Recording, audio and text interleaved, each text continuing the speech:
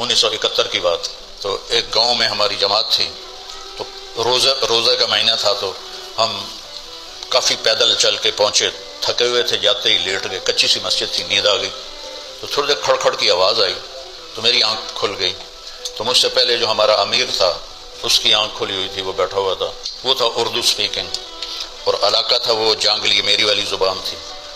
تو میں اٹھا تو کہنے لگا، ارے بھائی طارق جمیل، دیکھو دیکھو دیکھو یہ کیا کر رہے ہیں، ان کے ہاتھوں میں کلاڑیاں ہیں، چھرے ہیں، یہ ہمیں ذبح کر دیں گے، وہ ان سے بات کرو. کسی کو کہاڑی، کسی کو چھرا، کسی کو ٹوکا، 6 فٹ دے بندے. میں کہا بھائی گل سن لو، بڑی ٹھیٹ پنجابی میں نے کہا بھائی گل سن لو، ہوں سانوں پتہ تو ہے تسی سانوں ہلار کر چھڑنا، ساڑے کول تو کوئی شے کوئی نہیں سوائے مسواک دے، تو ساری گل تو سن لو. تو ایک دوسرے کو ایسے دیکھنے لگے.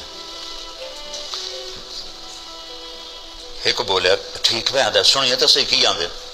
میں کہا آ جاؤ بہ جاؤ، ان کو بٹھا لی اور اپنی ٹھیٹھ جانگلی زبان میں ان کو میں نے دعوت دینی شروع کی.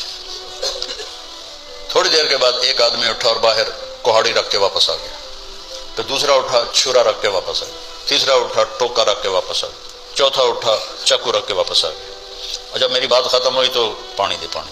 جب میری بات ختم ہوئی تو کہنے لگے جی آج رات دی افطاری ساڑھے سے میں کہتے پہلے ٹوکے چاہتے کیوں آیا ہے؟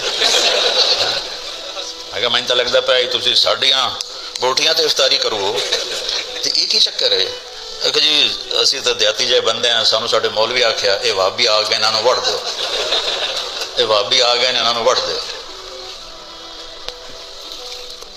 جو کلمہ پڑھتا ہے اس کو عزت گلے لگاؤ.